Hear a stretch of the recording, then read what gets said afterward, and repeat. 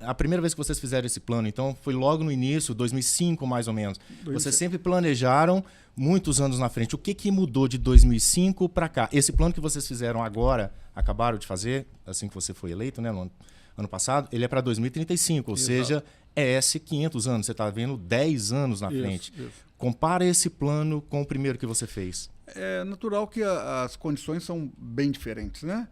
O primeiro plano ele estava muito focado no ajuste fiscal, no reequilíbrio do Estado, né?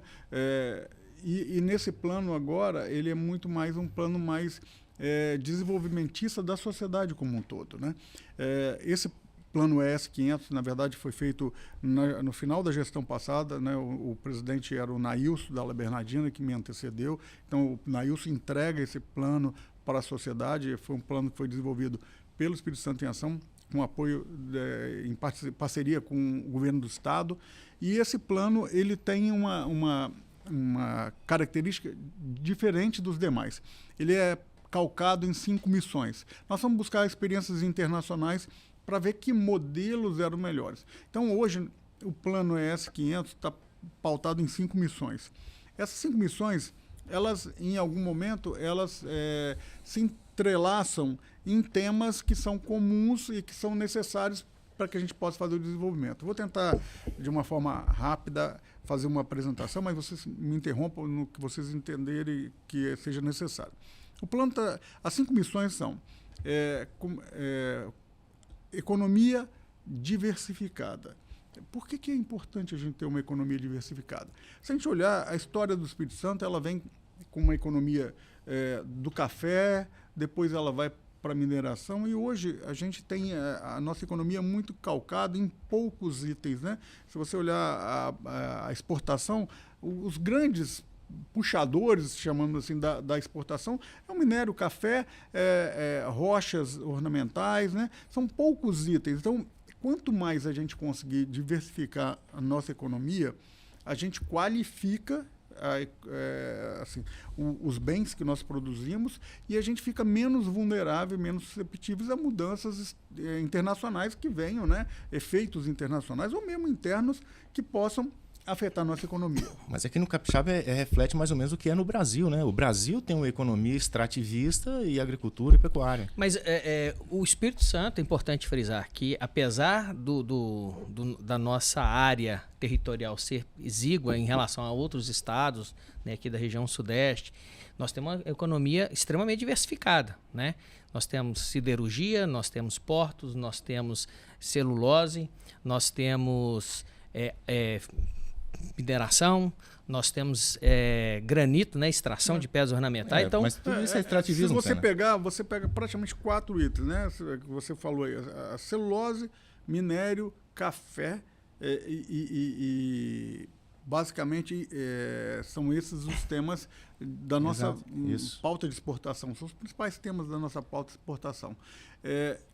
A gente precisa ter, né, uma economia que tenha mais vetores que sustentem. E onde você está vendo esses vetores, Saliba? Para onde que a gente acho vai que agora a gente começa aí alguns temas com os parque logs que estão sendo instalados, né? Para a sociedade aí é o parque logístico que estão sendo instalados. O primeiro é na região norte, lá em Aracruz, que é a sede, mas que envolve 10 municípios, né? Esse parque logístico ele se pauta em 3 portos da região, mas trabalha-se no crescimento e atração da duplicação da rodovia, né, a rodovia 101, né, a BR-101, e também na duplicação e ampliação e extensão das ferrovias, né? A gente tem discutido muito aí a F-118, né, que vai ser fundamental aqui para a expansão do Estado. Então, nós vamos chegar um pouquinho mais à frente, a gente vai poder tratar, mas a minha visão é que o Estado, pela posição geográfica, pela organização hoje que o Estado tem, pelo número de portos, aeroportos, rodovias e ferrovias que estão ou instaladas, ou instalando, ou sendo duplicadas, né? Aeroportos, agora aeroporto das Montanhas, aeroporto, né, de Vitória, que teve uma expansão de Cachoeiro, né? Então, com essa estrutura, a gente tem toda uma vocação para ser a porta de entrada e saída de mercadoria do Brasil.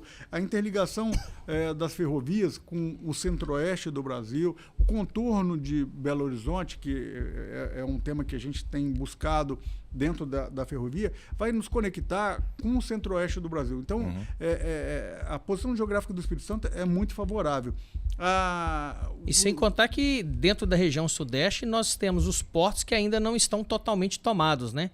Nós temos espaço para expansão, coisa que o Rio de Janeiro não tem mais. No Espírito Santo. Em São Se Paulo. você vai, por exemplo, São Paulo, o Porto Santo já está estrangulado. Então, assim, nós temos uma posição logística muito favorável. Então, na nossa visão, esse passa a ser um vetor fundamental.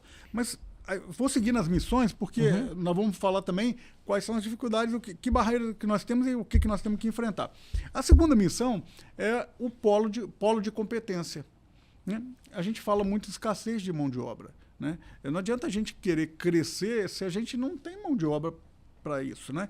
Então, nós fizemos um estudo recente e a gente identificou que parte das pessoas que estão fora do mercado de trabalho, e o Espírito Santo está em torno de 2,5% de taxa de desocupação, ou seja, pessoas que querem trabalhar, mas que não conseguem. Ou seja, pleno emprego praticamente. Pleno emprego. E a grande parte que ainda está fora do mercado é porque não tem nenhum ensino fundamental completo. Então esse é um tema que a gente precisa botar uma lente e trabalhar nesse tema.